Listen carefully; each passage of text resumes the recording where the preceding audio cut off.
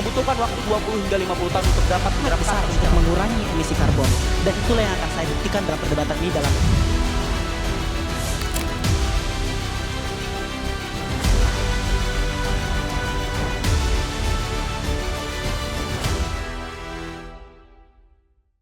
Bismillahirrahmanirrahim. Selamat siang.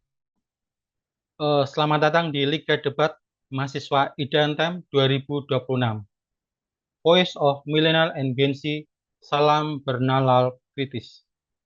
Liga Debat Mahasiswa ini digagas dan dilaksanakan oleh 12 hiperlokal Idantime dari Sumatera hingga Nusa Tenggara sejak tahun 2024. Dan tahun ini adalah pelaksanaan untuk yang ketiga kalinya. Pertama-tama perkenalkan, saya Sri Gunawan Bisono dari editor Idantime di Regional Kalimantan Timur, selaku moderator yang memimpin jalannya debat hari ini.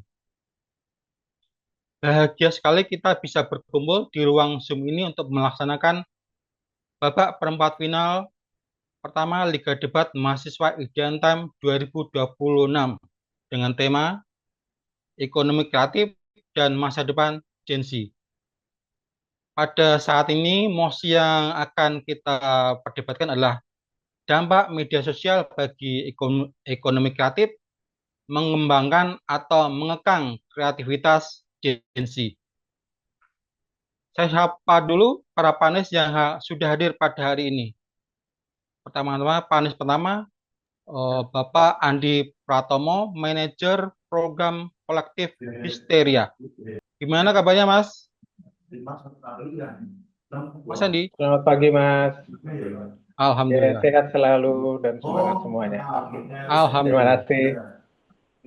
Baik, panelis kedua hari ini adalah Dr. Eko Widodo, dosen Prodi Magister Administrasi Bisnis Unika Atmajaya Jakarta. Gimana kabarnya Pak Eko? Selamat pagi Mas Gunawan, sehat selalu. Sukses Alhamdulillah. selalu untuk tim debat dari kedua tim, dari Udayana dan dari Hasanuddin. Terima Baik kasih. Pak, terima kasih Pak. Berikutnya panelis ketiga pada hari ini yaitu Mas Agung Putu Iskandar, founder Akna Komunika Surabaya. Apa kabar Mas Agung? Baik, kabar baik Mas. Selamat pagi semuanya, tetap semangat. Selamat pagi Pak. Baik, terima kasih. Berikutnya kita sapa dulu para peserta pada babak perempat final pertama Liga Debat hari ini. Pertama-tama saya sapa dari Universitas Udayana yang pada hari ini akan berdebat sebagai tim pro. Gimana kabarnya teman-teman dari Universitas Udayana? Selamat pagi Bapak, kabar kami tengkaranya baik dan sudah siap. Baik, silakan teman-teman dari Udayana untuk memperkenalkan personelnya baik dari kedua tim. Mungkin silakan, dipersilakan. Baik, terima kasih untuk kesempatannya Bapak. Perkenalkan, saya Iputu Wiraja Mahardika sebagai ketua tim dari Universitas Udayana, program studi matematika. Di sini saya bersama dengan dua rekan saya, boleh masing-masing teman-teman. Baik, selamat siang semuanya. Perkenalkan para panelis dan rekan-rekan dari tim kontra. Saya Yuti Friani dari Fakultas Hukum Universitas Udayana.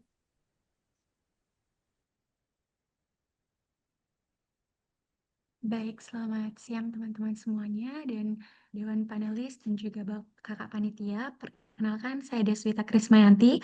Saya dari Prodi Teknologi Informasi Fakultas Hukum Fakultas Teknik Universitas Udayana.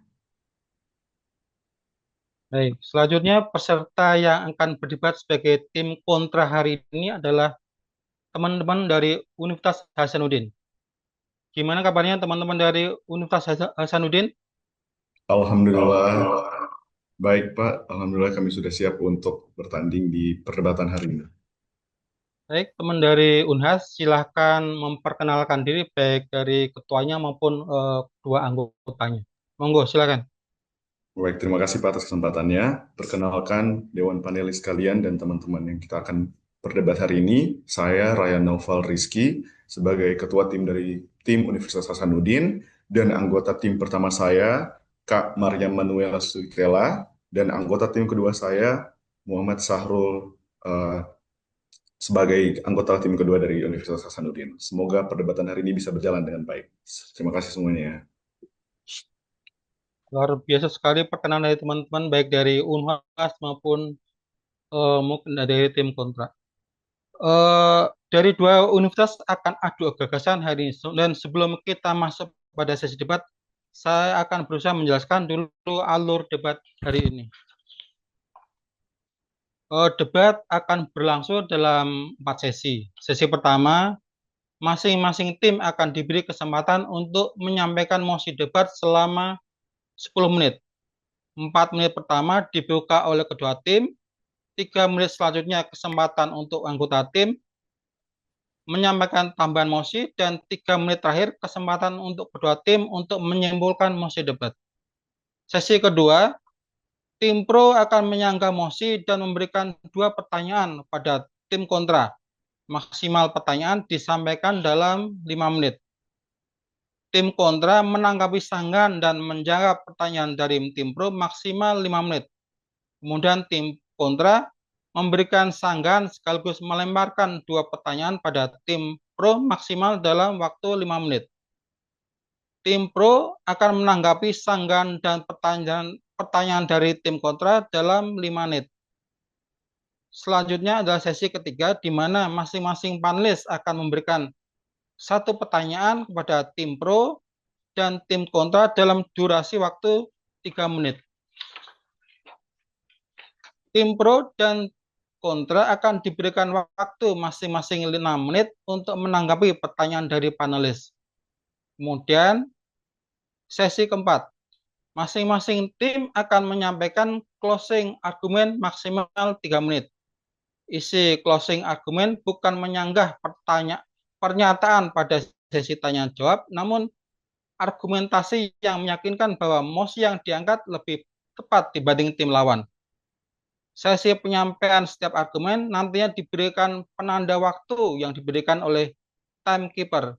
Jadi mohon masing-masing tim untuk memperhatikan waktunya. Karena kelebihan waktu tentunya akan menjadi penilaian tersendiri bagi panelis. Gimana? Buat kedua tim maupun tim pro maupun tim kontra sudah jelas ya? Sudah siap kita mulai debat hari ini? Langsung saja kita mulai laga pertama, babak final pertama Liga Debat Mahasiswa Ideantem antara Universitas Udayana melawan Universitas Hasanuddin. Sebagai tim pro, Universitas Udayana akan diberikan kesempatan untuk menyampaikan mosi debatnya dalam waktu 10 menit. Dimulai setelah tanda menyala. Juri, pasal 28 UUD 1945 menjamin hak kebebasan berekspresi. Jika media sosial itu mengkang, harusnya konten industri Gen Z itu monoton, tapi faktanya ragam konten melimpah mulai dari edukasi, komedi hingga YouTuber yang sejalan dengan amanat pasal 28C ayat 1 tentang pengembangan kreativitas bukannya pengekangan. Masuk ke kontekstualisasi. 1. Juri mengutip KBBI, pengembangan diartikan sebagai proses untuk mengembangkan sesuatu guna memenuhi kebutuhan tertentu. Lebih lanjut, sosiolog Jürgen Habermas menjelaskan perkembangan artinya proses perubahan baik dalam kondisi baik ataupun buruk sekalipun, baik itu wujudnya penerimaan, diskursus, evaluasi, bahkan pengecaman sekalipun. Tapi 2. Mengekang menurut ahli bahasa Purwadarminta adalah tindakan menahan dan mencegah sesuatu agar tidak berkembang atau stagnan. Tapi 3. Mengutip Profesor Dr. Utami Munandar menjelaskan jika kreativitas adalah hasil interaksi antar individu dan lingkungannya, kemampuan untuk membuat kombinasi baru. Artinya, prasyarat pengekangan kreativitas Gen Z itu ada hanya jika kreativitas Gen Z itu menjadi stagnan dalam medsos. Tapi mari kita lihat kenapa kreativitas Gen Z lewat media sosial itu malahan mengalami pengembangan. 1. Lihat dari insentif ekonomi. BPS 2025 merilis bahwa PDB ekonomi kreatif digital kita menyumbang lebih dari 1.757 triliun atau naik dari tahun 2024 yang hanya 1.611 triliun. Dan Aircraft Indonesia menjadi terbaik ketiga di dunia. Lalu dari mana angka ini berasal? Exactly dari konten-konten kreatif Gen Z yang mempromosikan baju lokal, kerajinan makanan di TikTok ataupun Instagram. Angka triliunan ini tidak mungkin lahir dari kreativitas yang mereka anggap terkekang, bukan? Tapi 2, insentif lapangan kerja. Data Kementerian Ketenagakerjaan menyebut integrasi media sosial dan sektor ekonomi kreatif pada tahun 2026 terbukti berhasil menyerap lebih dari 27,4 juta tenaga kerja atau sekitar 18,7% dari total penduduk Indonesia bekerja di Indonesia. Lihat, banyak pekerjaan pekerjaan baru yang timbul dari integrasi media sosial dalam aircraft seperti jasa war tiket konser atau platform seperti Shopee Pay, bahkan Kris yang telah mencatat transaksi 51.000 triliun data dari investing.com 2026 sebagai bentuk pengembangan kreativitas aircraft Gen Z dalam media sosial. Tapi tidak, disertasi Dr. Andi 2023 dari Unhas menjelaskan peran penggunaan media sosial sebagai alat marketing yang menjelaskan kemudahan yang ditawarkan dalam media sosial untuk mempermudah user melakukan transaksi online. Studi ini semakin menguatkan bukti media sosial itu mengembangkan kreativitas ekonomi kreatif Gen Z. Pun jika oposisi menyebut kreativitas Gen Z itu terkekang untuk ikut-ikutan membuat konten seragam akibat medsos, saya rasa itu tetaplah sebuah perkembangan juri. Exactly, di dalamnya itu ada proses untuk mengamati, tiru dan juga modifikasi yang secara sadar Gen Z lakukan. Tapi masuk dalam analisis kenapa proses pengekangan itu tidak akan terjadi. Juri mengutip Suar 2025, prasyarat pengekangan terjadi itu ada ketika individu tidak diberikan kesempatan untuk berkembang. Tapi mari kita lihat realitanya. 1. Laporan We Are Social 2025 menyebut jika media sosial di Indonesia memiliki 180 juta pengguna aktif sebagai pasar. Dan apabila kita lihat dari teori hukum permintaan pasar, ini adalah ladang profit. Lalu jika benar mengekang, pasar industri kreatif kita harusnya tidak sebesar ini, bukan? Buktinya jelas, platform ini Liga Debat IDN Times mengalami pengembangan dilihat dari kuantitas dan juga keberagaman pesertanya tahun ini akibat apa?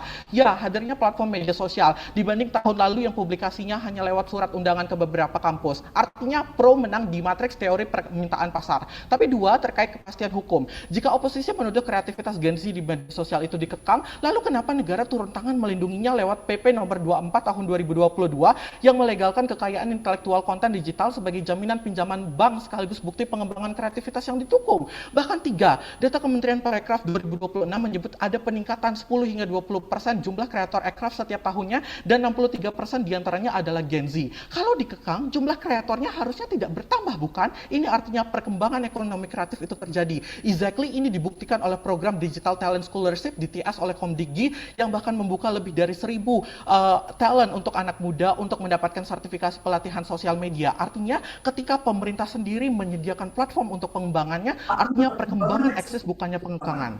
Dewan Juri, media sosial bagi ekonomi kreatif bukan mengekang kreativitas, justru itu adalah bentuk ketika ada bentuk kritikan standarisasi yang lahir dari media, ini merupakan bentuk pengembangan yang terjadi di kita. Pertama, kreativitas secara norma hukum yuridis, mari kita lihat perspektifnya. Merupakan penciptaan ide sebagaimana penafsiran Undang-Undang Nomor 24 Tahun 2019 tentang ekonomi kreatif, bahwa ekonomi kreatif adalah perwujudan nilai tambah dari kekayaan intelektual akibat kreativitas manusia. Artinya dalam musik ini segala kreativitas Gen Z harus dibahas berdasarkan orientasi kreativitas yang menghasilkan nilai tambah ekonomi, karena itu adalah esensi kreativitas yang kita debatkan dalam ekonomi kreatif.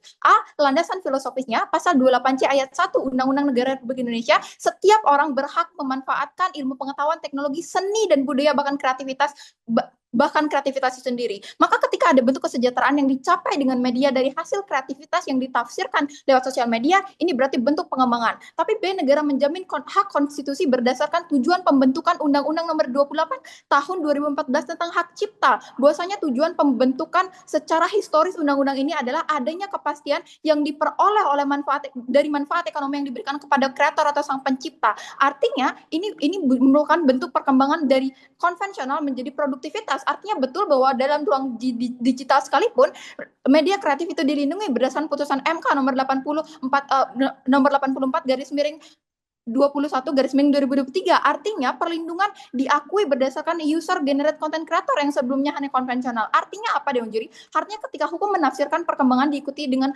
penerapan putusan MK, maka berlaku pendapat tentang negara sebagai living law. Berarti hukum itu mengikuti perkembangan negara itu sendiri, sehingga apa yang terjadi dan ketika hukum mengikuti itu, ini merupakan bentuk perkembangan. Saya akan mengatakan bahwasanya bentuk nyatanya berdasarkan DJP atau Dijen Pajak tercatat 50,51 triliun tahun 2026 akses aktivitas ekonomi digital masuk ke pajak negara itu sendiri. Artinya sosial media memberikan platform perluasan pasar. Meskipun dalam penerapannya terdapat banyak pelanggaran hak cipta, ini justru bentuk dari pengembangan itu. Karena ketika ada pelanggaran, ada undang-undang yang dilahirkan. Ini berarti bentuk pengembangan, misalnya perlindungan data pribadi, Undang-Undang Nomor 27 tahun 2022, perlindungan hak cipta, Undang-Undang Nomor 28 tahun 2014, dan Undang-Undang Tata Kelola Digital Nomor 1 tahun 2024. Artinya ini merupakan bentuk pengembangan, bahkan ketika yang terjadi adalah pelanggaran dari hak cipta itu sendiri. Ini adalah bentuk pengembangan yang eksis dalam perspektif hukum. Tapi yang kedua, mari kita lihat pengekangan justru terjadi si kontra. Karena di sisi kontra, menurut Job Somber, di sini bahwasanya kreativitas destruction, artinya ketika produk itu kreativitas akan ditinggalkan, pasar akan berubah, perusahaan akan berinovasi. Tetapi di sisi mereka, bentuknya akan sangat lambat, karena mereka sangat bergantung tidak pada sosial media. Tapi sosial media mempercepat kreatif destruction ini, oleh karena itu benar. Kalau kontra datang dengan kekhawatiran terhadap algoritma, tren, dan juga yang mereka anggap itu sebagai bentuk pengekang kreativitas, kami rasa tidak juri. Karena apa? Kita semua mengamini bahwasannya semua ekonomi, baik offline ataupun online, itu bergantung pada perubahan pasar. Artinya kelahiran tren itu bukan berarti kehilangan kreativitas, justru tren adalah titik awal untuk menemukan audiens. Justru juri, adanya algoritma media sosial itu mendukung perkembangan kreativitas. Dan ini selaras karena arah mosi ini adalah profit oriented. Jadi lebih menguntungkan kalau Gen Z itu tahu bagaimana arah pasarnya, tahu bagaimana algoritmanya. Ini akan jauh memudahkan mereka untuk men-tracking bagaimana pasar tersebut. Tapi kalaupun iya, mengapa pemerintah itu justru menyediakan pelatihan? Kita bisa melihat bahkan tahun 2025 Kementerian Ketenagakerjaan RI bekerja sama dengan Sukarobot Academy itu membuka pelatihan konten kreator for media sosial. Artinya apa? Di sini mereka mengajarkan tren, membuka konten pembuatan konten, digital marketing dan personal branding. Artinya algoritma dan karakterisasi media sosial itu sendiri itu justru dapat dipelajari dan dimanfaatkan sebagai kompetensi kreatif, bukan bentuk pengekangan. Tapi B, bagaimana pembuktiannya? Program Grandmatic itu adalah program pemerintahan dari Kementerian Ekonomi Kreatif pada tahun 2025, itu fokusnya pada ASN dan juga talenta muda. Ini berfokus untuk menjadi afiliator dan konten kreator profesional. Tapi B, bagaimana digital entrepreneurship seperti akademi dengan Komdikdi, ini merupakan bentuk pengembangan beasiswa untuk menciptakan ide dan mengembangkan ide menjadi nilai ekonomi bukan pada akhirnya. Tapi kita lihat bagaimana C, pengakuan perubahan secara institusional oleh negara. Kita melihat Direktorat Jenderal Pajak menjelaskan bahwa konten kreator itu termasuk pekerjaan bebas, yakni ini dibuktikan oleh PP nomor 20 tahun 2026 yang secara eksplisit mencantumkan pembuatan, penciptaan konten pada media daring termasuk influencer, selebgram, blogger dan lain sebagainya itu sebagai pekerjaan bebas. Makanya Hub milik Kementerian Ekonomi Kreatif itu menyediakan ekosistem bagi pelaku ekonomi kreatif. Bagaimana rupanya? D, ini berupa dukungan legalitas terhadap konten kreator itu melalui NIB. Inilah yang akan saya jelaskan kenapa pada akhirnya NIB merupakan bentuk pengembangan. A, ini berawal dari pasal 1 angka 11 Peraturan Pemerintah nomor 5 tahun 2021. Yang dimana tentang penyelenggaraan perizinan berusaha berbasis resiko. Namun pembaruan melalui klasifikasi buku lapangan usaha Indonesia dalam pasal 3 ayat 1 huruf J itu disebutkan bahwa aktivitas penerbitan, penyiaran dan produksi konten itu berada dalam sektor ekonomi digital menjadi bagian dari klasifikasi usaha yang diakui dalam sistem perizinan berbasis resiko. Artinya apa? Pentingnya legalitas usaha itu juga diperkuat melalui Permendagri nomor 19 tahun 2026 yang mulai berlaku 8 Juni 2026 ini. Tapi kenapa pada akhirnya ini penting bagi konten kreator? Karena satu, ini memberikan kapasitas dan pada akhirnya kepastian identitas, meningkatkan adanya kredibilitas dan juga ketika mereka ingin membuat sebuah bentuk perjanjian kepada brand ataupun korporat. Artinya kesimpulannya apa juri? Ketika sebelumnya belum ada semacam peraturan, hingga kini tercipta sebuah peraturan yang melindungi kreator. Terima kasih. Waktu habis. Luar biasa. Dari tim-tim Universitas Udayana. Saya sedikit rangkum tadi yang dari teman-teman dari Udayana menyoroti soal kreativitas Gen Z melalui pengembangan media sosial berikut aturan-aturan hukum yang menyertainya. Baik, selanjutnya kita dengarkan mosi debat dari tim kontra dalam hal ini Universitas Hasanuddin. Waktu yang diberikan 10 menit dimulai setelah tanda waktu menyala. Waktu dipersilakan. Panelis yang terhormat, beberapa hal penting yang harus dipahami sebelum perdebatan ini berlanjut lebih dalam. Satu, kreativitas dalam ekonomi kreatif adalah kemampuan untuk menciptakan ide, karya yang unik dan out of the box. Artinya, parameter ini yang seharusnya dari awal inti dari kreativitas sejati yang mengukur sejauh mana sebuah karya di media sosial benar-benar murni buah pikiran sendiri, bukan hasil mendaur ulang tren yang sudah ada. Tapi kedua, apa parameternya mengembang maupun mengekang? A, mengembang adalah ketika sosial media meningkatkan adanya kapasitas berpikir Gen Z yang termanifestasi dalam banyaknya diversitas produk yang dijualkan, originalitas ide konten, hingga pengangkatan ciri khas dan identitas diri dan lain-lainnya. Tapi B, mengekang adalah ketika sosial media membuat kemampuan berpikir Gen Z berkurang dalam berinovasi, hilangnya kemampuan menciptakan produk baru unik, minimnya diversitas produk lokal, banyaknya plagiarisme konten, dan sebagainya. Tapi ketiga, terkait penjualan atau ekonomi kreatif kemajuannya itu berbeda dengan kreativitas, sehingga bukan termasuk dalam pembuktian kami, baik naik atau mengurangnya. Kenapa? Menurut jurnal Berman dan Katona 2020, keuntungan di platform digital itu sangat bergantung pada kepatuhan terhadap tren cepat dan algoritma pasar, bukan pada originalitas maupun inovasi. Artinya, justru bertolak belakang jika mereka membawa data kenaikan aircraft, karena kenaikannya berdasar atas kepatuhan tren dan data kolektif yang didominasi oleh perusahaan besar, bukan karena keunikan produk dari Gen Z itu sendiri. Apa yang mau coba saya sampaikan? Satu, kreativitas dan penjualan adalah dua hal yang berbeda. Tapi kedua, kreativitas adalah diversitas produk, ciri khas dan angkatnya produk-produk lokal. Dan ketiga, mosi ini adalah evaluasi, yakni soal menilai apa yang terjadi selama ini, sehingga penyediaan solusi bukanlah esensi perdebatan ini dan tidak dalam pembuktian. Maka tim pro harus menjelaskan kenapa media sosial tidak merepresi kreativitas, sedangkan kami akan menjelaskan kenapa media sosial justru menginjak kreativitas, yang akan saya jelaskan dalam argumentasi saya berjudul Hancurnya Kreativitas Gen Z karena paparan di sosial media.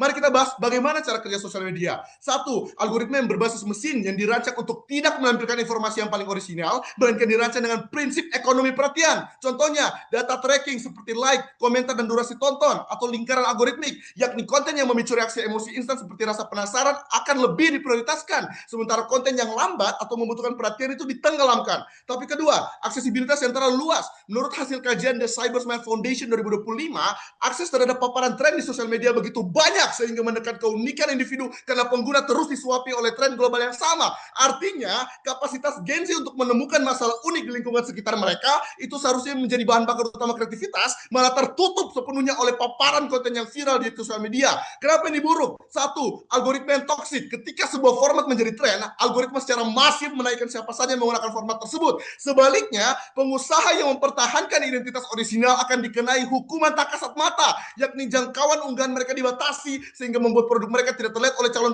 pembeli. Apa dampaknya ke Gen Z? A. Fear of missing out. Hal ini memaksa pengusaha Gen Z mengubah model bisnis mereka dari pencipta produk bernilai menjadi pemburu tren musiman, di mana strategi bisnis didikte sepenuhnya oleh ritme mesin, bukan oleh ide pribadi kreativitas mereka. Tapi B.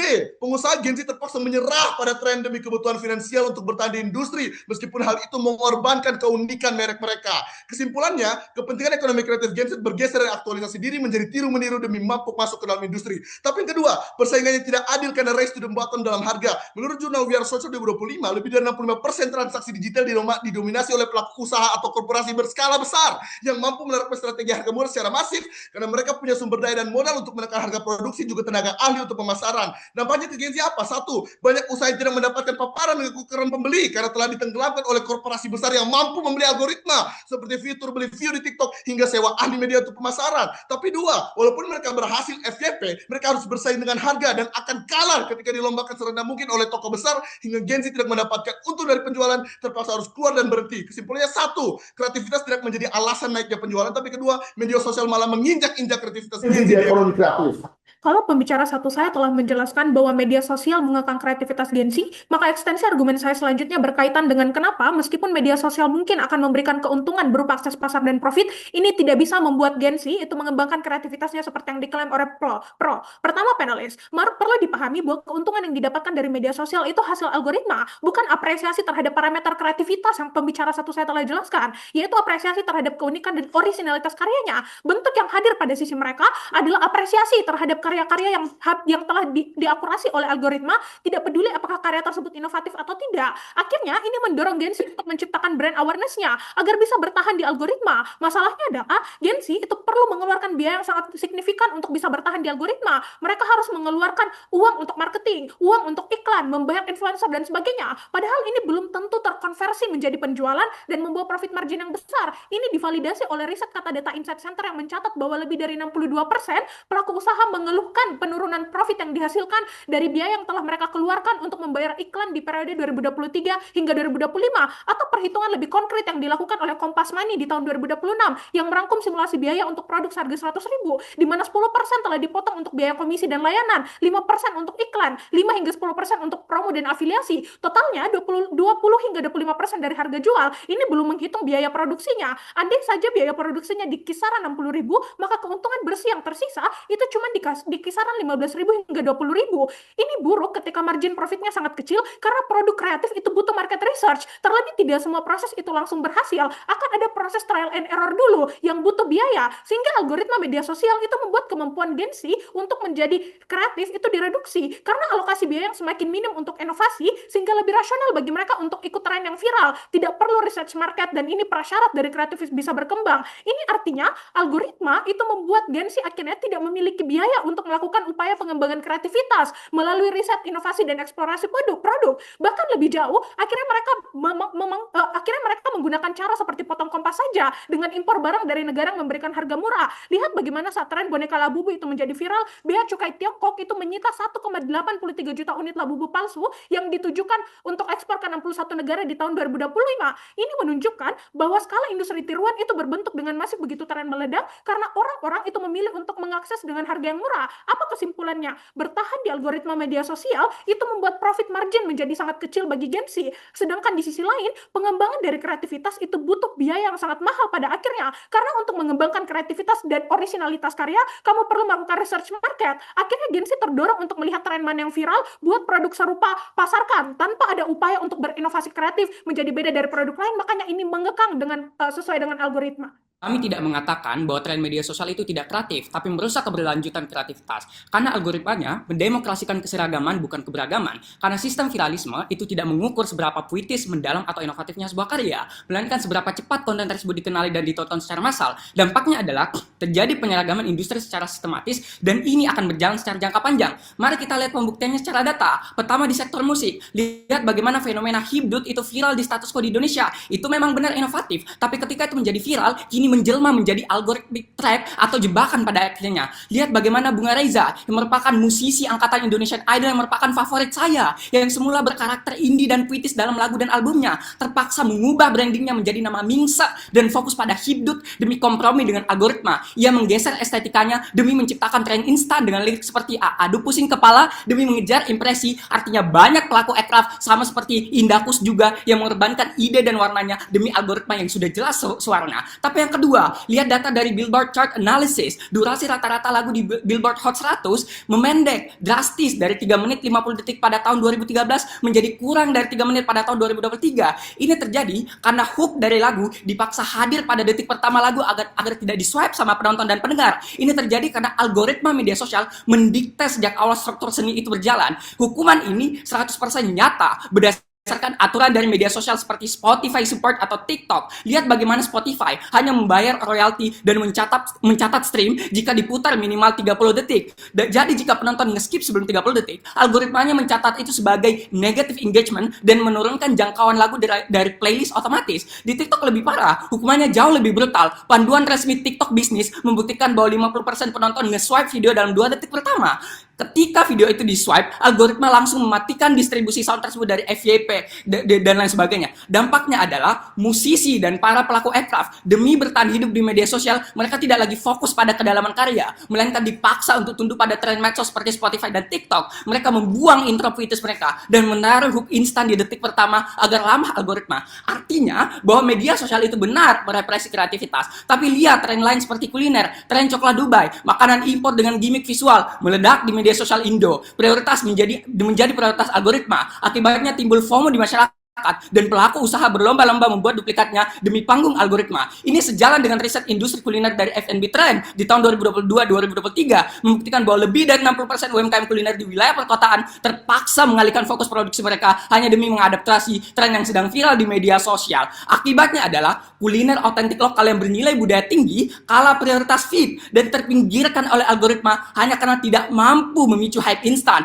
Bahkan algoritma media sosial memaksa UMKM untuk menjadi pengekor tren yang rapuh daripada membangun identitas kuliner lokal yang berkelanjutan. Makanya kami bangga. Waktu habis. Luar biasa, tajam. Mosi debat dari tim kontra yang kok boleh saya ambil sedikit, di mana mereka itu menyoroti soal kreativitas dari tim teman-teman dari Gen Z yang semestinya harus unik dan natural, dan di mana justru pada saat masuk dalam media sosial itu malah mendowngrade dari kualitas dari kreativitas Gen Z itu sendiri. Baik, dan sekarang Sekarang kita masuk pada sesi kedua. Silakan tim pro untuk menyanggah mosi debat dari tim kontra, sekaligus memberikan 2 pertanyaan pada tim kontra. Waktu yang diberikan 5 menit. Dimulai setelah tanda waktu menyala. Silahkan.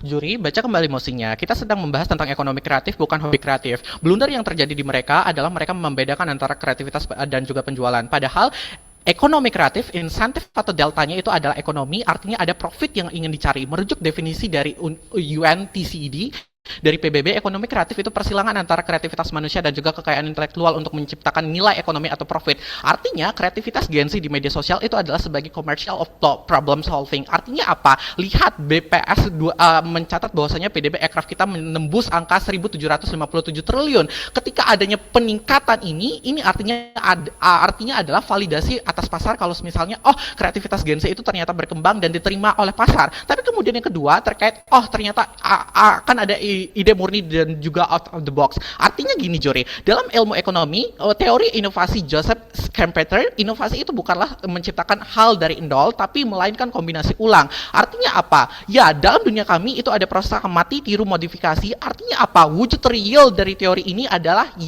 peningkatan pengembangan dari ekonomi kreatif yang dilakukan oleh Gen Z itu sendiri. Tapi mari kita lihat apa yang terjadi di lapangan. Ya, kenapa pada akhirnya pengembangan itu tetap terjadi? 1.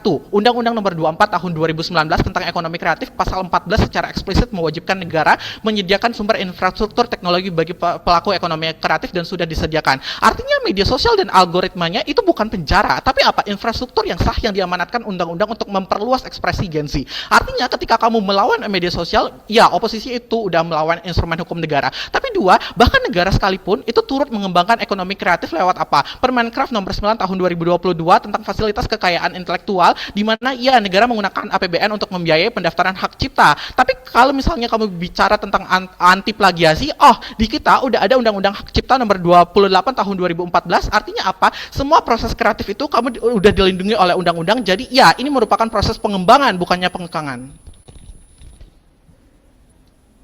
Juri, mari kita lihat apa yang terjadi di sisi mereka. Ya, ada beberapa indikator yang mereka nilai sebagai bentuk keberhasilan standar dari kreativitas itu. Pertama, terkait dengan mereka bilang kalau misalnya banyak bentuk plagiarisme konten yang pada akhirnya terjadi akibat polarisasi dan lain sebagainya. Tapi kami akan bilang, justru ketika misalnya ada bentuk plagiarisme, itu eksis di sisi ketika kita berbicara tentang karya, seni, dan kreativitas. Artinya bahkan secara konvensional, di sisi kamu itu akan tetap terjadi anyway. Kenapa? Kenapa itu akan terjadi? Karena bentuk karya seni adalah karya seni yang bisa abstrak. Artinya karya seni kamu bisa sama dengan karya seni yang dihasilkan oleh orang lain. Artinya apa? Bahkan di media konvensional akan ada persepsi kesamaan untuk dalam hal plagiarisme dan lain sebagainya. Tapi bentuknya seperti apa? Ketika plagiarisme terjadi di sosial media, ada diskursus. Ini yang eksklusif di kita, karena diskursus di sosial media lahir dari bentuk misalnya ada plagiarisme, ada cancel culture yang kemudian diberikan kepada pencipta dan lain sebagainya. Artinya check and balance-nya jauh akan lebih besar dibandingkan secara konvensional tidak ada media. Berarti orang kalau misalnya mereka tidak punya benefit ekonomi yang besar, mereka tidak bisa mengajukan gugatan keperdataan akan plagiarisme itu, tapi di sekitar check and balance akan eksis. Itu adalah membalik logika mereka. Tapi yang kedua, mereka bilang bahwa mereka perlu research market. Ini adalah logika yang terbalik. Saya akan bilang logikanya gini, berikan saya data di mana riset market di kamu nggak mahal. Riset market kalau kita bicara soal ekonomi kreatif yang kecil, itu pasti akan mahal banget, dan itu yang kamu usahakan. Tapi masalahnya adalah riset market di pasar ekonomi media sosial itu jauh lebih eksklusif kepada semua, inklusif pada semua orang. Kenapa? Karena berdasarkan penelitian Zizou dan DKK 2023 dalam The Impact of Customer Online Service di Cina, mereka memanfaatkan ulasan-ulasan pelanggan menjadi indikator segmen pasar. Artinya mereka tidak perlu pada akhirnya membiayai mahal untuk mendanai itu, tapi mereka sudah punya indikator segmen dari pasar itu sendiri. Artinya ini membunuh argumentasi mereka. Pertanyaannya sederhana, ada dua hal. Satu, kalau pengekangan kreativitas Gen Z eksis di dunia kontra, lantas kenapa Liga Debat Mahasiswa Indonesia IDN Times itu bisa ada dan bisa kita ikuti sebagai platform pengembangan daya kreatif dan kritis kita, bukan? Tapi apakah program yang Anda ikuti via media sosial ini Anda anggap sebagai wujud pengekangan kreativitas? Dua, saudaraku, jika media sosial itu benar-benar mengekang, mematikan originalitas dan membuat karya digital Gen Z itu tidak bernilai, lalu beranikah Anda berdiri di mimbar ini dan menyalahkan negara serta perbankan nasional nasional atas kebijakan yang diciptakan. Karena apa? Melalui PP nomor 24 tahun 2022 yang berani menerima konten digital Gen Z itu sebagai jaminan utang miliar rupiah. Bank Indonesia itu diikat oleh prinsip kehati-hatian dan tidak akan pernah menerima aset yang stagnan atau mati. Jika institusi keuangan tertinggi negara saja itu memvalidasi bahwa kreativitas media sosial ini adalah aset yang berkembang, atas dasar keilmuan apa Anda merasa itu lebih tahu dari analisis hukum dan keuangan negara apa yang bisa Anda jawab? Waktu habis. Luar biasa sanggahan dan argumen dari tim pro. Sekarang waktunya kita berikan kesempatan pada tim kontra untuk menanggapi sanggahan dan sekaligus menjawab pertanyaan dari tim pro tadi. Waktu yang diberikan 5 menit dimulai setelah tanda waktu menyala. Silakan. Panelis, jika tim pro itu menyatakan bahwa penjualan naik karena algoritma dan pada akhirnya kreativitas itu yang mendukung penjualan, saya rasa ini logika yang terbalik dan oposisi harus belajar memahami terkait sosial media bagaimana ia bekerja.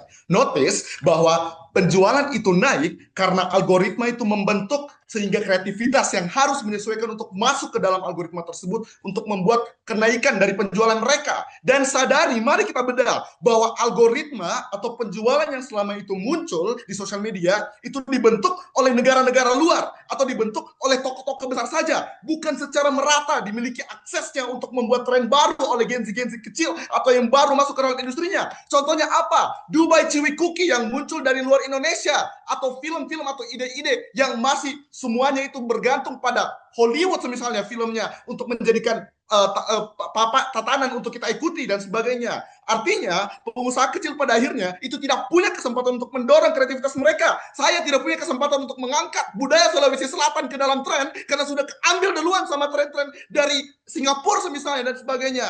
Tapi jika mereka mau mendukung soal plagiarisme, notice bahwa plagiarisme ini benar-benar merupakan bentuk pemenuhan terhadap kreativitas. Tapi walaupun itu tidak membunuh, saya rasa ujung-ujungnya pasar akan dikuasai oleh toko-toko besar saja atau perusahaan besar saja. Contohnya apa? Labubu, kalau kamu mau modifikasi itu, kamu tidak akan bisa masuk ke pasarnya. Karena yang sudah punya pegang terhadap pasar Labubu itu perusahaan Cina misalnya, perusahaan besar di Indonesia. Dan orang-orang kecil tidak akan bisa punya perhatian atau pasar. Tapi jika bahas soal regulasi, saya rasa ini tidak penting. Oposisi harus belajar memahami emosi. Mereka kira kita masih berdebat pada ronde 1, tapi ini membahas soal bagaimana sosial media yang mengekang, bukan pemerintah pada akhirnya. Selanjutnya, Dewan Juri, kami tidak menampik bahwa pemerintah dan sejumlah aturan itu memang sudah memberikan ruang bagi pelaku ekonomi kreatif. Makanya pembicara satu saya sudah mengklarifikasi bahwa perdebatan ini bukan apakah pemerintah sudah mendukung aircraft itu berkembang atau enggak, tapi perdebatannya apakah media sosial itu berhasil mengembangkan kreativitas atau mengekang, Dewan Juri. Makanya stance kita jelas, kreativitas itu ada pada Gen Z, tapi ini dikekang untuk mengikuti tren. Ini yang harus dipahami sama sisi mereka. Tapi kedua, kita akan bicara soal akses yang terus digaungkan sama sisi mereka. Perlu dipahami bahwa akses yang besar dan demokratisasi akses yang luas itu nggak sama dengan pengembangan kreativitas, karena akses di media sosial itu ditentukan sama algoritma. Artinya saat ada akses yang terbuka, kreativitas mereka dikekang untuk terus mengikuti selera tren, konten viral, dan pengiklanan agar bisa ditemukan. Ini sudah nggak sesuai lagi dengan parameter kreativitas yang mengharuskan kamu untuk orisinil dan bisa unik pada akhirnya. Ini membuat lebih banyak orang yang berkarya mungkin akan tercapai pada sisi mereka, tapi kreativitas kolektif itu nggak meningkat, karena media sosial itu cuma mengarahkan kamu ke pola yang sama terus-menerus. Ini didukung sama hasil riset dari program studi media studies UBC di tahun 2023 yang menemukan bahwa saat ini kreator itu lebih terdorong untuk menciptakan konten yang berpotensi viral dibanding karya yang benar-benar baru karena kehadiran sistem algoritma yang berujung kepada homogenisasi karya pada akhirnya. Juri, memang betul bahwa Liga Debat Mahasiswa itu memang tidak mengekang, tapi ini justru bentuk kakak-kakak dari Iden Times untuk melawan tren. Tapi masalahnya ide dan inovasi serta kreativitasnya itu tidak berasal dari media sosial. Jadi kalau kita mau bahas LDN, justru sebaliknya, kreativitas itu sudah ada dulu, baru dipromosikan dan lain sebagainya. Artinya, kreativitas itu tidak datang dari media sosial pada akhirnya. Tapi Juri, kami rasa bahwa lawan keliru dalam mengartikan kata mengekang. Karena mengekang bukan berarti mati total tanpa perkembangan. Pohon bonsai yang diikat kawat pun tetap tumbuh, tapi bentuk dan arahnya itu diatur secara paksa. Klaim lawan bahwa selama aircraft berkembang di medsos berarti tidak dikekang adalah logika yang cacat dan dangkal sejak awal. Karena kalau kita bahas keberhasilan kreativitas berdasarkan jumlah penjualan, ya maka kita nggak usah debat. Karena semua juga tahu kalau penjualan jualan di medsos itu ramai karena banyak yang pakai. Makanya perdebatannya itu fokus pada apakah kreativitas itu maksimal atau malah dikekang dan diatur, menuntut dan sujud pada algoritma. Kami rasa pertumbuhan di media sosial itu adalah perkembangan semu. Studi dari Princeton, Petra tahun 2021 membuktikan bahwa 84% kreator merasa kreativitas mereka tersandra. Mereka tetap tumbuh secara kuantitas, tetapi 60% ide originalitas mereka terpaksa dibuang demi tunduk pada algoritma. Lihat juga teori Deci dan Rian tahun 2017 menegaskan bahwa sistem kontrol yang ketat tidak menghentikan produksi, tetapi memaksa kreativitas menjadi seragam dan kaku. Jadi jangan samakan bertahan hidup dan menuruti algoritma sebagai perkembangan kreativitas yang murni pada akhirnya. Karena di media sosial, kreativitas ekonomi kreatif tetap dikekang pada akhirnya karena arah tumbuhnya disetir, harus paksa mengikuti main oleh mesin dan algoritma, bukan lahir dari kebebasan berpikir pada akhirnya Dewan Juri. Sehingga ini telah beruntukan semua argumentasi dari tim proposisi yang mengatakan bahwa algoritma itu tetap dikatakan berkembang dan lain sebagainya, makanya kami bangga. Waktu habis. Baik, luar biasa.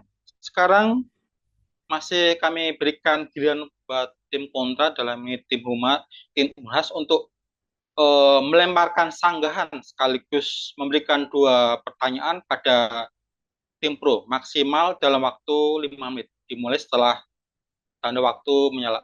Silakan.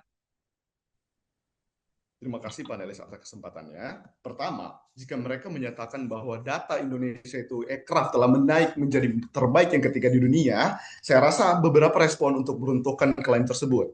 A. Sadari bahwa mari kita bedah kenapa Indonesia pada akhirnya itu menjadi yang ketiga dalam aircraft. A.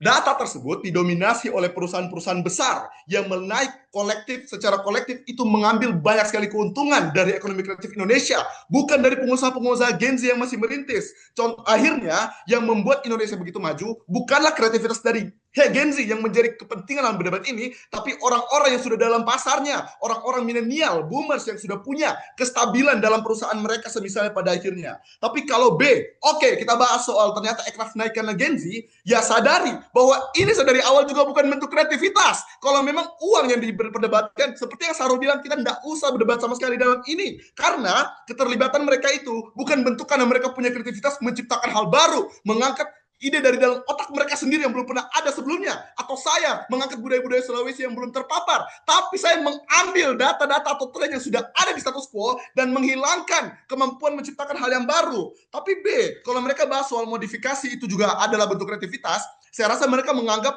akses itu terhadap produk untuk dimodifikasi, sedangkan di algoritma itu memaksa Anda untuk mereplikasi, bukan mendominasi. Kenapa? Memodifikasi. Kenapa? Karena kalau kamu berani beda sedikit pun, kamu tidak akan mendapatkan engagement, kamu tidak akan mendapatkan perhatian dari audiens, karena kamu terlihat tidak sesuai dengan tren yang sudah dibentuk, adanya bias antar konsumen untuk mengakses produk Anda. Kesimpulannya, kalaupun memang aircraft itu naik karena Gen Z, itu bukanlah bentuk kreativitas, tapi dari awal juga ini bukan naik karena Gen Z itu sendiri, karena perusahaan yang sudah mendominasi industri kita.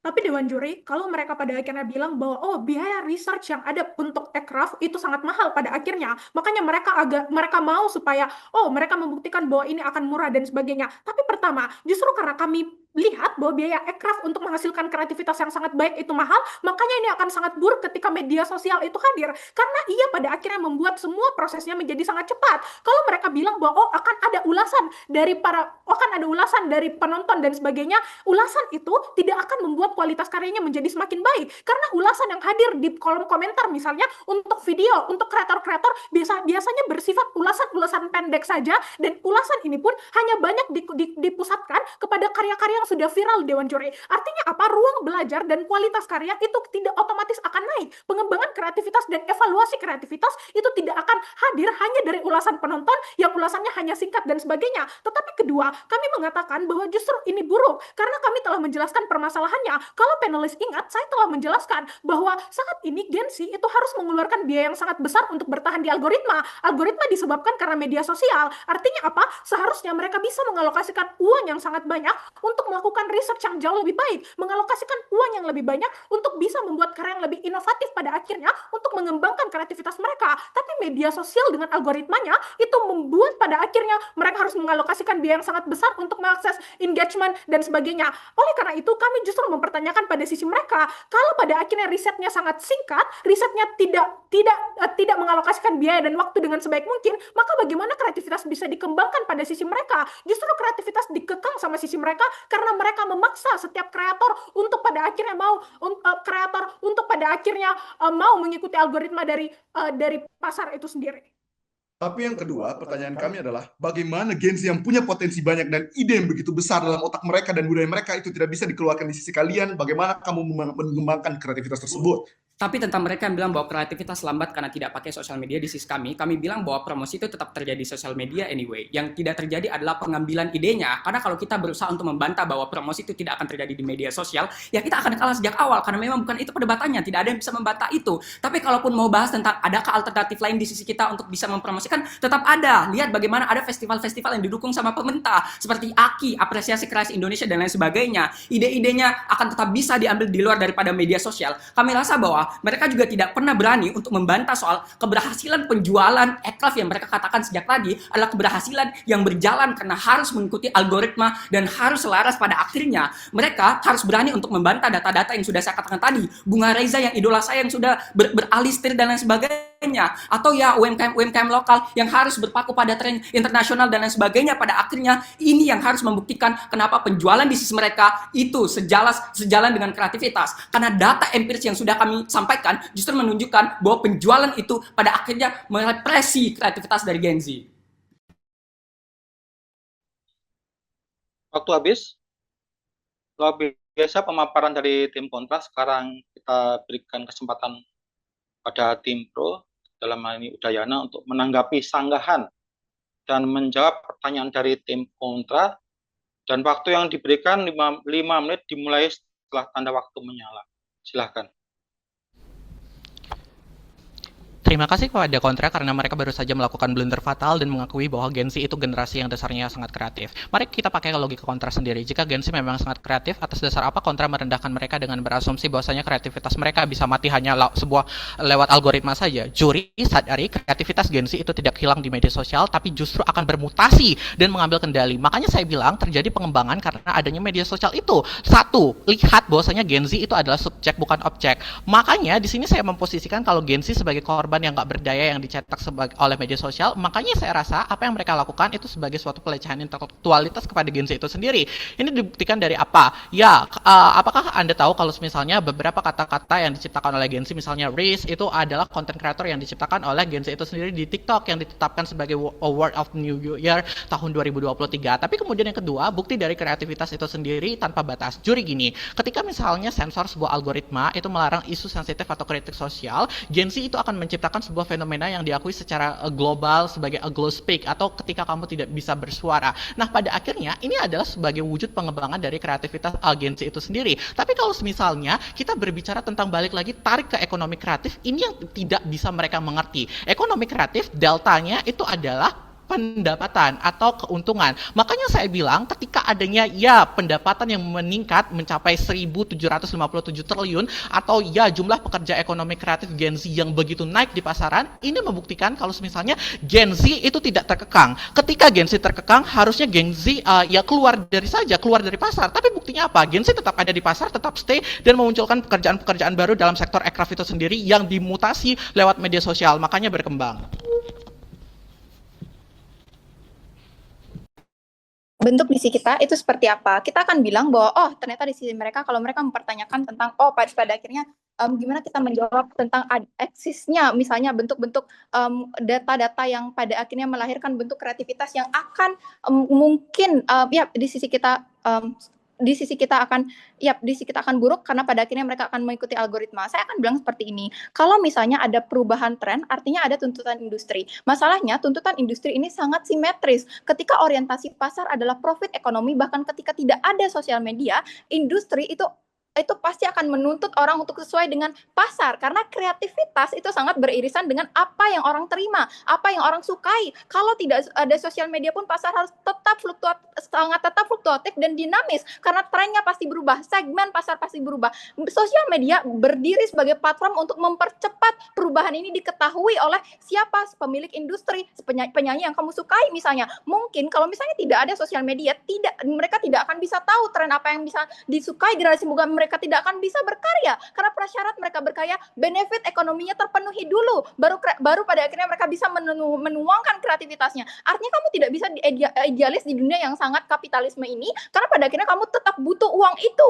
Kalau kamu tidak ikuti pasar, disi kamu justru akan semakin stagnan. Siapa yang akan mau beli karya kalau mereka tidak suka secara masif, tidak ada tren pasarnya? Artinya mungkin mereka tidak akan bisa berkarya lagi. Ini di konteks ekstrim, kamu tidak melindungi orang ketika misalnya mereka ingin berkarya, tapi keinginannya tapi sudah tidak sesuai dengan apa yang diminati generasi muda dan lain sebagainya, akhirnya mereka gagal, dan itu justru sangat lebih buruk di sisi kami. Di sisi kita yang terjadi apa? Standar ekonomi yang dihasilkan dari media kreatif itu adalah bahan bakar pasar bergerak, karena kreativitas bahan bakarnya adalah data, kritik. Itu menjadi indikasi pertama daripadanya kreativitas itu tidak ada kritik, berarti penjualannya akan stagnan. Ini terjadi sih kamu, karena kamu mau viralkan budayanya, tapi kamu tidak peduli kalau dia suka budaya. Kalau misalnya budayanya ada, tapi orangnya nggak bisa makan, budayanya jadi percuma aja. Makanya orientasi di debat ini, kreativitas yang dijual kemudian menghasilkan nilai ekonomi. Makanya dari sana mereka udah gagal karena perbedaan esensi kreativitasnya sangat buruk. Makanya dua hal yang mereka tidak pernah jawab dalam debat ini. Satu, dua pertanyaan dari sisi pro tidak pernah dijawab dari sisi mereka, artinya tidak clear. Tapi dua,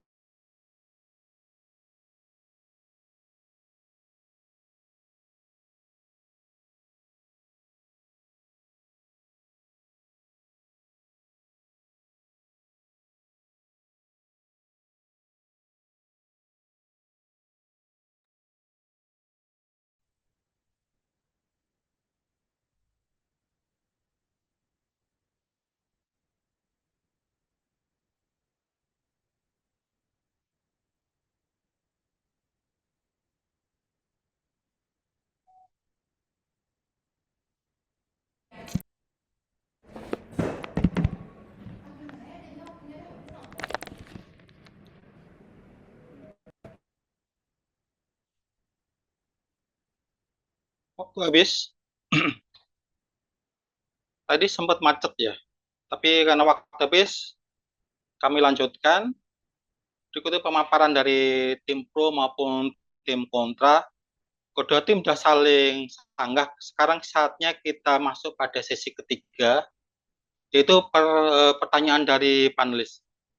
Kepada panelis dipersilakan melemparkan pertanyaan. Masing-masing panelis boleh satu pertanyaan pada kedua tim, atau satu panelis memborong 3 pertanyaan sekaligus. Kepada panelis dipersilakan. Monggo silakan, Mbak. Ya, oke.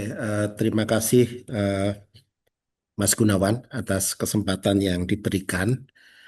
Menarik sekali debat antara Universitas Udayana dan Universitas Hasanuddin Makassar gitu ya.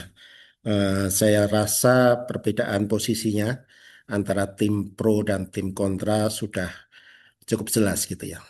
Nah, teman-teman semua, saya berasal dari generasi yang berbeda dengan Anda gitu ya. Saya di atas Anda gitu ya. Tapi dalam kondisi saat ini, saya juga dipaksa gitu ya untuk beradaptasi dengan segala perubahan yang terjadi saat ini, khususnya dengan munculnya berbagai teknologi yang kita hadapin bersama saat ini.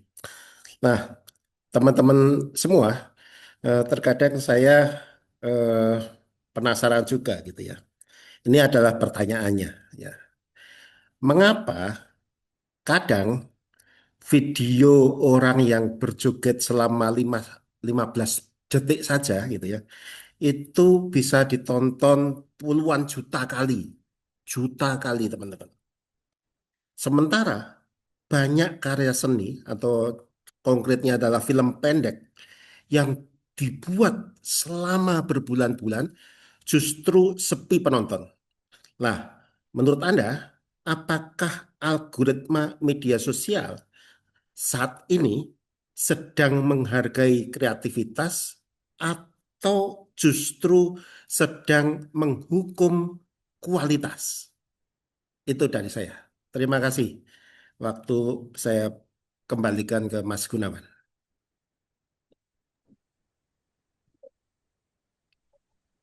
Baik, silakan buat panelis selanjutnya kalau ada pertanyaan.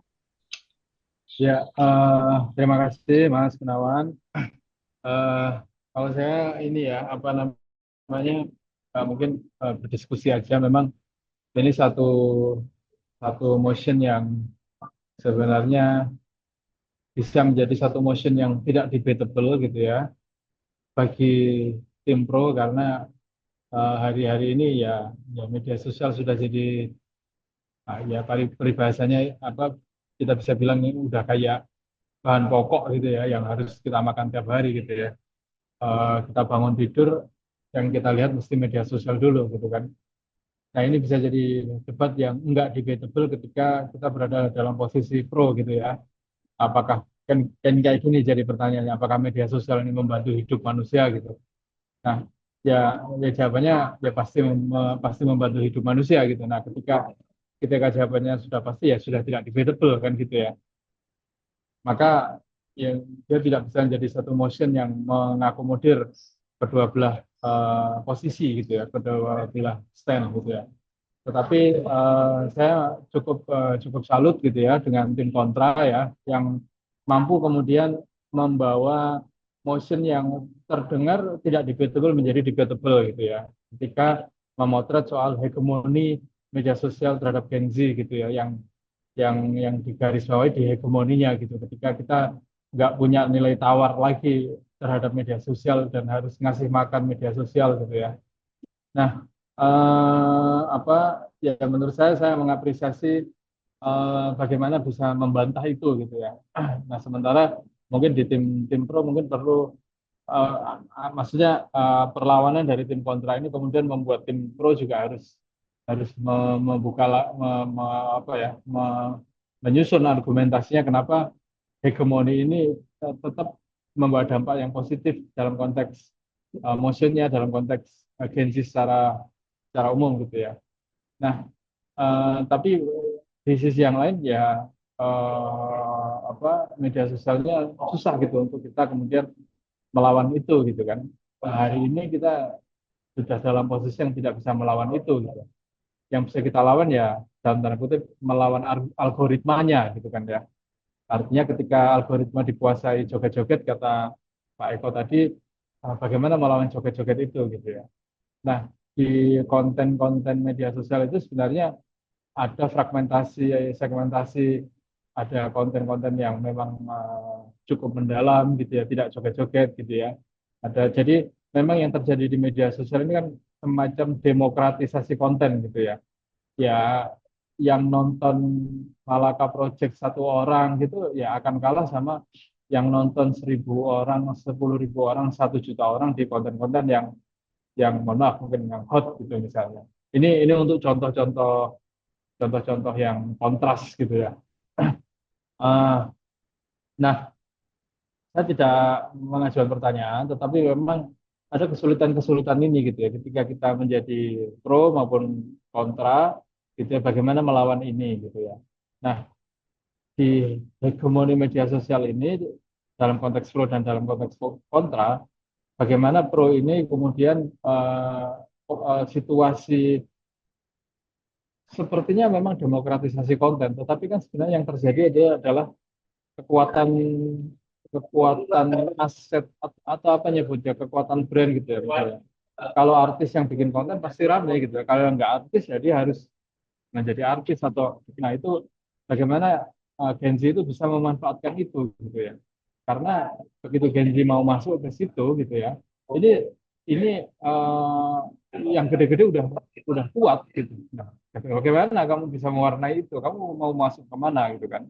Maka sekarang itu kan ada drama-drama yang tidak sinetron tetapi wajah-wajah yang organik yang masih raw gitu ya, yang receh dan seterusnya. Maka dia melawan dengan cara kelucuan-kelucuan yang kemudian dibingkai dengan hype dan lain sebagainya. Yang menurut kontra ini satu uniformisasi gitu ya, penyeragaman konten yang itu berpotensi melemahkan kreativitas. Meskipun sebenarnya untuk tap in ke tren atau hype atau FYP itu adalah sebuah kreativitas tersendiri gitu kan sebenarnya kalau kita ngomong kreativitas gitu kan. Nah ini saya persilakan untuk masing-masing pro maupun kontra menguatkan argumentasinya aja karena ini jadi sesuatu yang memang apa ya, saya nggak bilang sulit ya, tetapi ya menjadi sesuatu yang debatable ketika diskusinya adalah soal bagaimana melawan hegemoni ini, bagaimana memanfaatkan hegemoni ini gitu ya. Semoga ini tidak jadi satu diskusi yang media sosial manfaatnya buat manusia, manfaatnya buat Gen Z ya ada. Kalau kamu deny terhadap manfaat ini, maka kamu salah gitu. Nah ini menjadi tidak debatable gitu. Maka dia harus debatable. Nah, debatable-nya adalah pada hegemoni ini, bagaimana Gen Z memanfaatkan hegemoni ini, bagaimana kontra melawan hegemoni ini untuk kepentingan Gen Z. Itu ya apa kurang lebihnya. Semoga memantik diskusi lebih lanjut, Mas Gunawan. Terima kasih. Terima kasih Pak Agung. Kita berikan selanjutnya pada Pak Andi Pratomo untuk memberikan pertanyaan juga buat para peserta. Silakan Pak Andi.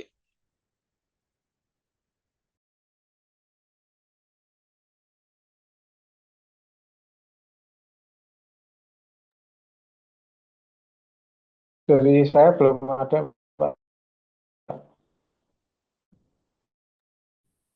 Monggo lanjut.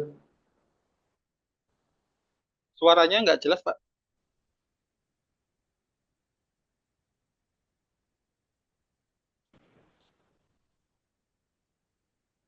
Dengan Pak Andi, silakan. Monggo Pak Andi. Ya, halo. Iya Pak, monggo Pak, silakan Pak. Dari saya belum ada pertanyaan. Oke. Baik, saya lanjutkan langsung. Kalau Pak Andi nggak ada pertanyaan, itu tadi mungkin dari para peserta sudah mendengar sendiri dari pertanyaan dari masing-masing panelis. Mungkin bisa saya simpulkan dikit di mana tadi Pak Eko memberikan pertanyaan soal apakah algoritma ini menghukum atau malah memberikan support buat Gen Z. Dan kemudian dari Pak Agung tadi bukan pertanyaan tadi, tapi malah memberikan sebuah masukan agar dari para peserta mungkin bisa menjabarkan seperti apa sih plus minus dari media sosial itu sendiri. Baik, sekarang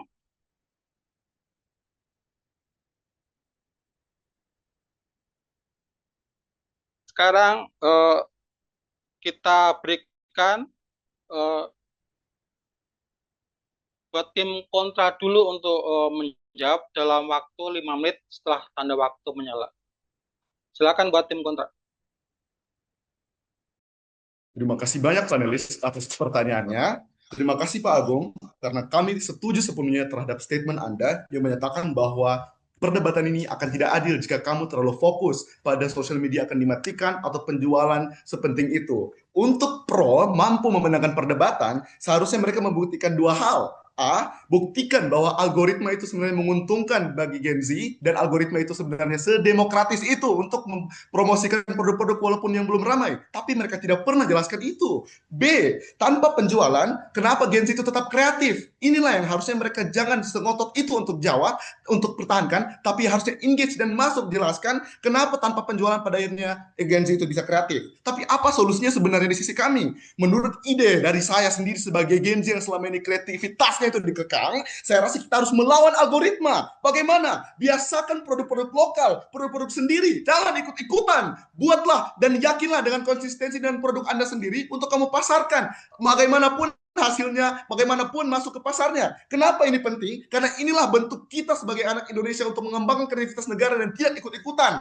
Makanya oposisi itu harus belajar mencintai negara sendiri. Sebutkan 3 produk orisinil dari Gen Z Indonesia di 2026. Tidak ada. Kenapa? Kata Riz, Dance Brazil itu datang dari Eropa, Amerika, Brazil, bukan negara kita sendiri panelis. Inilah yang mereka tidak pernah sadari bahwa kita sebenarnya sedang ada dalam neokolonialisme terus melalui sosial media. mereka justru mendukung Gen Z dari luar dan bukan negara kita sendiri yang telah terkekang kreativitasnya, budayanya yang sangat terasa bahkan dari saya sendiri dan semua Gen Z di Indonesia saat ini. Saya akan menjawab pertanyaan dari Pak Eko yang terhormat. Saya akan jawab bahwa betul di status quo, joget-joget TikTok itu gampang mendapatkan views yang sangat banyak. Lihat Bella Poarch, Fuji, dan berbagai artis yang cuma joget dikit aja langsung dapat banyak sekali. Sedangkan orang-orang yang berusaha dengan aircraftnya berbulan-bulan mengusahakannya tapi tidak dapat banyak views dan penjualan minim dan lain sebagainya. Ini terjadi karena mereka sudah terbiasa dengan pola Reels ini. Lihat bagaimana setelah TikTok ada, Instagram juga menciptakan Reels, YouTube juga menciptakan konten pendek dan lain sebagainya. Akibatnya ini membuat Gen Z menjadi suka dengan konten-konten pendek pada akhirnya. Ini yang membuat konten-konten yang hanya memberikan kepuasan-kepuasan sementara dari konten-konten tersebut menjadi views-nya sangat amat banyak. Ketika views-nya itu banyak, sound-nya menjadi terikat di TikTok, Instagram, dan lain sebagainya. Sehingga saya misalnya sebagai UMKM kecil, mau nggak mau ketika saya mau laku, saya harus mengorbankan ide-ide saya untuk masuk dalam pasar. Saya harus mengikuti joget Brazil, dance Brazil, dan lain sebagainya. Saya pernah buat aircraft kecil-kecilan di Instagram, namanya Sarah Sakui. Tapi views-nya dikit banget, yang lihat dikit. Cara satu-satunya supaya saya bisa dilihat, saya harus dance Brazil, saya harus joget TikTok, dan lain sebagainya, supaya pada akhirnya itu bisa dinotis sama orang-orang yang ada di luar sana.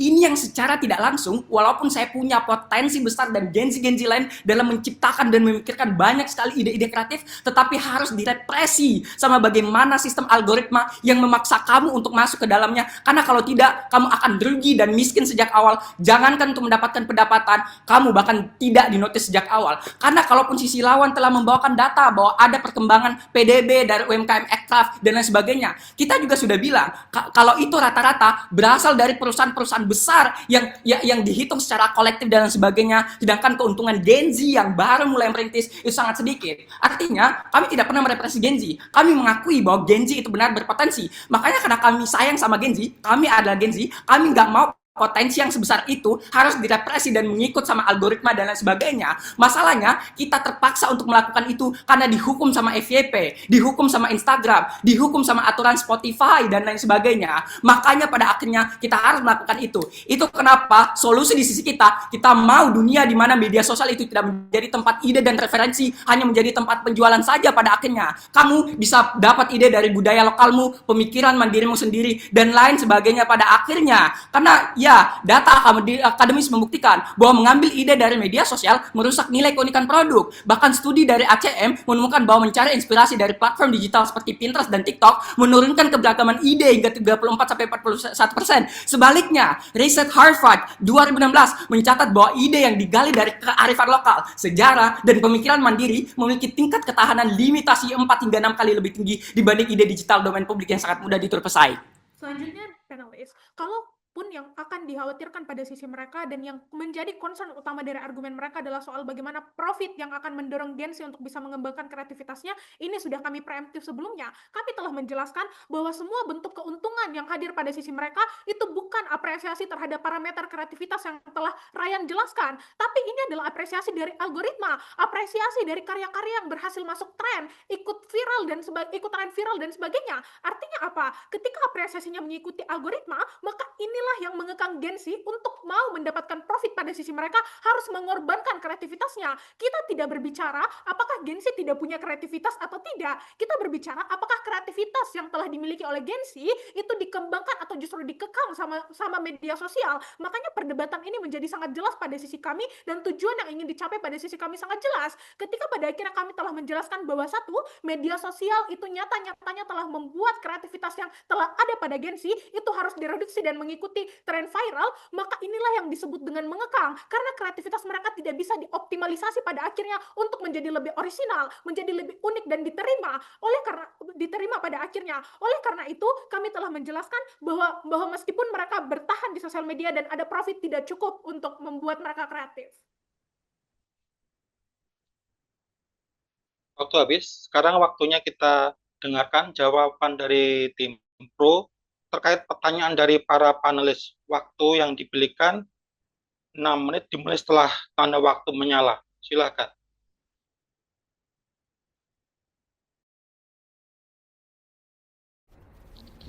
juri, pada akhirnya, ya kenapa pada akhirnya Anda harus tetap berada dalam dunia kami? Satu, prasyarat dari pengekangan itu terjadi adalah ketika sebuah individu itu tidak diberikan kesempatan berkembang. Ini yang gagal untuk dipahami oleh mereka. Padahal media sosial dalam konteks ini itu tetap memberikan kesempatan bagi siapapun untuk berkembang. Meskipun kamu diminta untuk mengikuti alur FYP ataupun apapun itu merupakan wujud dari perkembangan itu sendiri. Karena kamu merasa, balik lagi, insentif kamu adalah sebagai ekonomi kreatif. Artinya ada insentif ekonomi yang mau kamu lakukan, mau kamu ambil, makanya kamu harus beradaptasi dengan apa yang terjadi. Ini artinya adalah kreativitas kamu bukannya menghilang, akan tapi bermutasi seperti yang sudah saya jelaskan. Tapi ini gagal untuk dipahami oleh dunia mereka. Tapi kenapa pada akhirnya akan tetap ada perkembangan itu sendiri? Dari tadi, Pro sudah menjelaskan kepada Anda bahwasanya ya ini merupakan wujud perkembangan yang terjadi secara fluktuatif dan juga terus-terusan terjadi, baik itu perkembangannya dalam bentuk ataupun baik sekalipun. Artinya apa? Satu, walaupun misalnya ya, ketika misalnya semakin lama sebuah dan semakin susah karya dibuat, otomatis nilai di pasar itu semakin tinggi. Misalnya kayak joget-joget di TikTok tadi dikatakan. Tapi pada akhirnya kesimpulannya gini, apabila joget 15 detik itu ternyata mampu memberikan hiburan, meredakan stres atau pelepasan dopamin, pada akhirnya saya rasa itu adalah sebuah tren yang memicu bagi jutaan orang yang lelah sepulang bekerja untuk ya misalnya dia bisa bersenang-senang atau bersantai. Jadi beda konteksnya antara sebagai hiburan atau sebagai ya penguatan ekonomi kreatif. Jadi tidak bisa disamakan. Tapi pada akhirnya ketika mereka bilang algoritma itu menghukum Gen Z, saya rasa tidak menghukum. Karena yang pada akhirnya terjadi adalah Gen Z itu bermutasi dan juga berkembang untuk menyesuaikan dirinya agar bagaimana dia bisa berkembang dan ia mendapatkan insentif dari ekonomi itu sendiri. Baik, saya akan menjawab pertanyaan dari panelis. Apakah pertanyaannya adalah terkait dengan apakah sistem algoritma saat ini sedang menghargai kreativitas atau menghukum kualitas? Jawabannya menurut saya sangat sederhana, karena pada akhirnya kreativitas adalah sesuatu yang harus dituntut terus beradaptasi. Bahkan ketika industri pasar adalah industri pasar kecil, kamu berdagang asongan di pasar dan lain sebagainya, kalau kamu tidak bisa bersaing dan mengikuti tuntutannya, kamu akan gagal. Prasyarat tentang kreativitas itu sangat eksis di dua sisi, sehingga saya rasa Anda tidak bisa mengkredit atau membeli argumen terkait dengan bagaimana kreativitas itu apakah pada akhirnya akan lebih buruk atau lebih baik tentang ada sosmed atau tidak tanpa sosmed. Misalnya di sisi mereka bilang akan lebih baik dan bahkan tidak ada plagiarisme. Saya tidak eksis, karena kreativitas pada dasarnya adalah sesuatu yang dibeli dari ide kamu, yang artinya kamu harus melihat orang apa yang mereka butuhkan. Bahkan ketika tidak ada sosial media, ini sudah ada, karena fluktuasi pasar dari awal sudah eksis. Tuntutan pasar sangat besar terkait dengan kalau kamu mau dapat benefit ekonomi dari pasar, berarti kamu harus tahu apa yang bisa dibeli sama konsumennya. Makanya jawaban ini menurut kami menjadi cukup sederhana. Tapi apakah penghukuman kualitas itu tidak terjadi? Tidak, yang terjadi adalah penyamarataan. Pengkreditan orang-orang minoritas yang selama ini tidak bisa mendominasi. Bentuknya seperti apa? Bentuknya era sosial media di masa lalu atau promosi TV sebelum ada sosial media sangat bergantung pada biaya pemasaran yang besar. Artinya UMKM kecil, bahkan ketika mereka tidak ikut tren, mereka sama sekali tidak bisa masuk. Ini maksud kami. Platform sosial media memang ada homogenisasi, begitupun televisi. Ada homogenisasi berita besar, ada homogenisasi berita artis yang nggak penting misalnya. Tapi disinilah, karena konteksnya adalah algoritma, disinilah semuanya berubah. Berarti kalaupun ada homogenisasi, tetap ada kesempatan orang masuk. Makanya algoritma itu berubah-ubah. Makanya algoritma kadang A, kadang B. Sekarang dulu sangat minim untuk konten edukasi, sekarang sangat marah konten edukasi. Karena apa? Karena fluktuasi pasarnya berubah, Gen Z lebih aware tentang aktualisasi diri dan lain sebagainya. Artinya apa? Sekecil apapun kesempatan, itu adalah kesempatan yang berharga untuk kaum minor. Makanya ini membunuh semua kasus mereka. Bangga.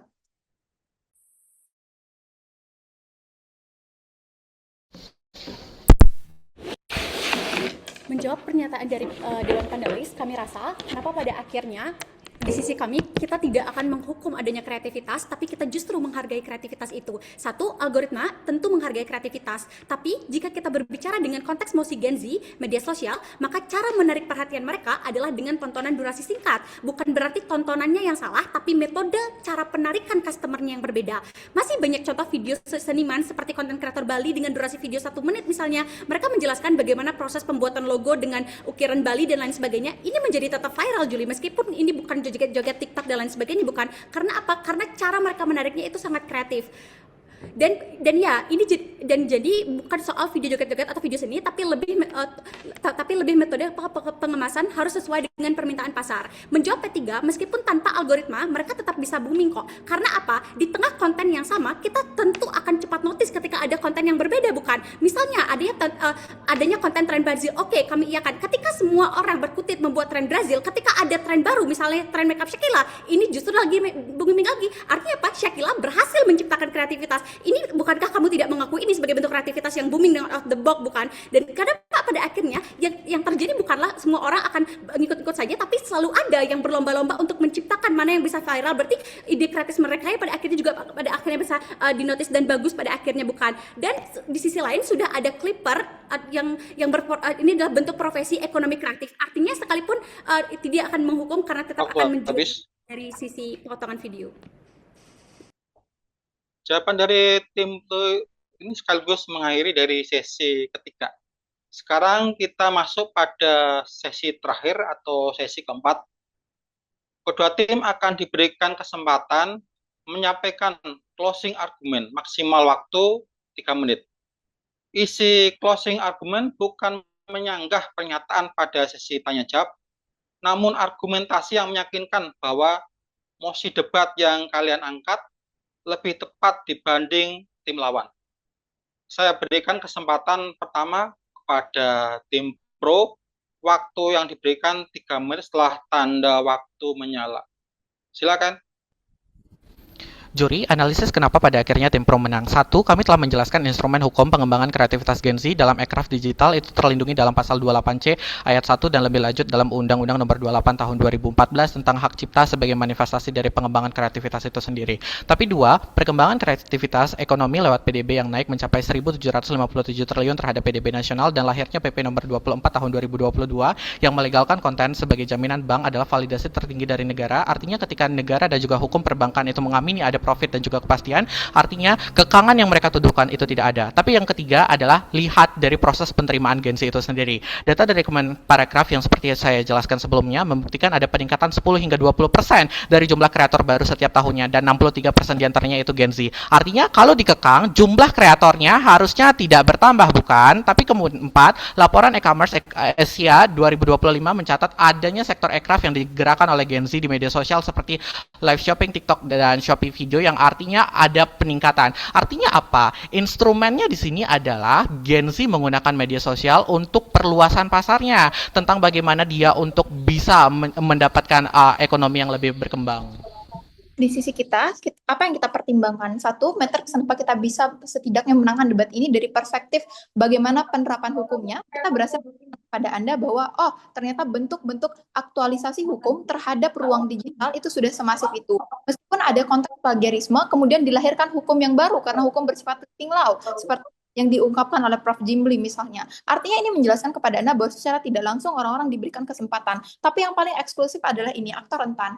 Di sisi kita mengamini bahwa dari awal memang ada homogenisasi. Dan di pasar pun ada homogenisasi, di sosial media ada homogenisasi lagi. Dan itu adalah fluktuasi yang harus diikuti oleh seorang kreatif. Dan itu adalah beban ketika Anda memilih industri kreatif sebagai ladang Anda mencari uang, karena Anda harus mengikuti itu. Artinya apa? Di sisi kita media sosial memberikan akses informasi terhadap aktor rentan yang selama ini nggak berhasil iklan TV. Kalau kamu mau viralin budaya kamu nggak harus dulu meskipun nggak FYP, at least kamu punya ruangnya, tapi dulu kamu tidak punya itu sama sekali. Artinya ada perbedaan signifikan ketika ada dan tidak adanya sosial media ini.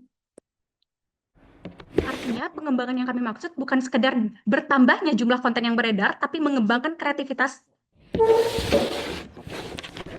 Pengembangan yang kami maksud bukan sekedar bertambahnya jumlah konten yang beredar, tapi mengembangkan kreativitas. Artinya impact kehadiran media sosial itu berhasil mengubah kreativitas menjadi keterampilan menjadi profesi pada akhirnya kami mendapatkan pendapatan masuk dalam ekosistem ekonomi kreatif. Karena musik ini juga adalah posisi dengan orientasi profit oriented. Jadi kontra juga seharusnya menarik debat ini ke ranah ekonomi kreatif. Dan kami dari sisi pro telah berhasil menjawab hal ini dari sisi algoritma dan juga ekonomi itu. Terima kasih.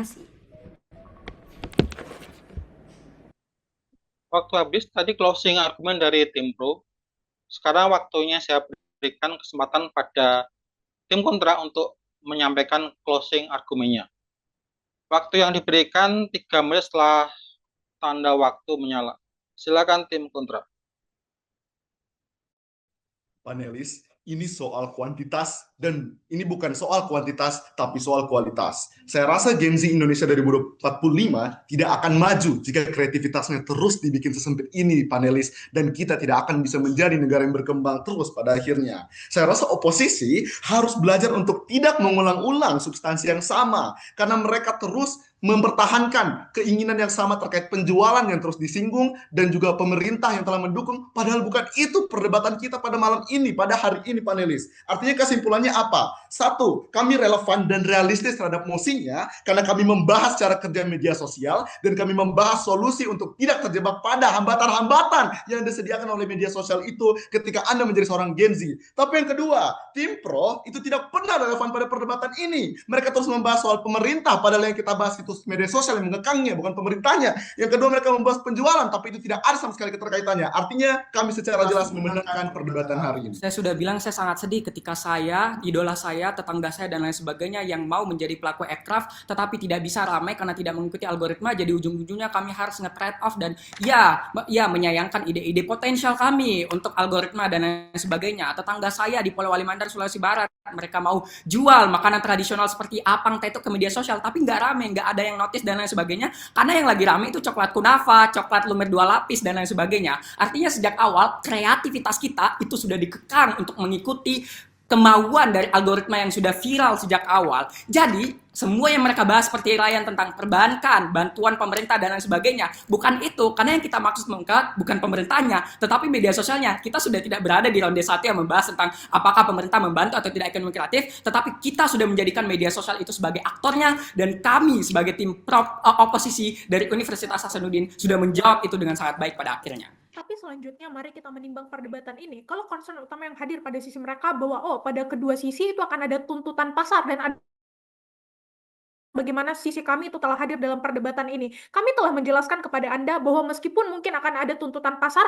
tapi setidaknya di sisi kita, tanpa mengikuti algoritma media sosial, apresiasinya jauh lebih baik. Karena apresiasi yang akan hadir, itu apresiasi yang akan hadir tidak bergantung terhadap algoritma dan preferensi mayoritas. Artinya adalah apresiasinya lebih generik, apresiasinya lebih orisinal pada sisi kita. Makanya ketika ada tuntutan pasar dan ada fluktuatif pasar, reaksi dari pelaku ekonomi kreatif yang ada pada sisi kita itu tidak akan mau untuk ikut algoritma karena apresiasinya baik. Ini yang tidak pernah dipahami sama sisi mereka. Mereka justru datang dalam perdebatan ini dengan mewajarkan bahwa tidak apa-apa Gen Z untuk pada akhirnya ikut-ikut joget Brazil dan sebagainya, karena ini cara mereka untuk mendapatkan penjualan. Ini yang pada akhirnya kami tidak paham pada sisi mereka, karena kreativitas seharusnya menjunjung tinggi originalitas mereka pada akhirnya menang. Luar biasa penampilan kedua tim hari ini. Kedua tim menyajikan argumentasi yang kuat dengan data yang juga luar biasa. Jadi masing-masing tim panelis sudah memberikan penilaian cukup mendebarkan, ini nilainya tipis sekali. Panelis sudah mengumpulkan nilai pada panitia. Sekarang saya mungkin memberanikan diri untuk membacakan nilai dan mengumumkan siapa pemenang debat pada babak kali ini, di mana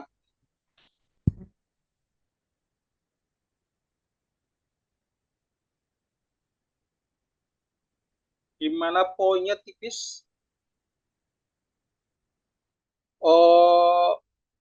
Dari Unhas memperoleh 239 dan dari pihak Udayana memperoleh poin 238, dan artinya dari pihak tim Universitas Hasanuddin yang beruntung menang tipis pada momen kali ini.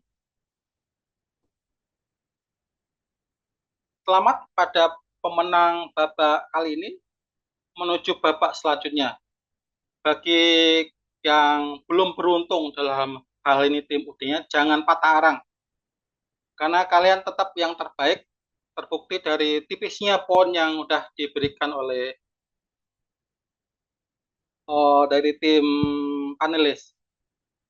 Dengan diumumkannya pemenang ini maka berakhir sudah pada babak perempat final pertama Liga Debat Mahasiswa 2026 antara Universitas Udayana melawan Universitas Hasanuddin. Jangan lupa Liga Debat babak ini selanjutnya akan mempertemukan juga Universitas Slamet Riyadi melawan Universitas Jember pada pukul 14.00 waktu Indonesia Barat. Jangan lupa follow Instagram dan tetap subscribe YouTube Idean Time. Sampai jumpa di Liga Debat Mahasiswa Idean Time, Voice of Millennial and Gen Z. Saya selaku moderator mohon diri. Selamat siang semua. Salam bernalar kritis.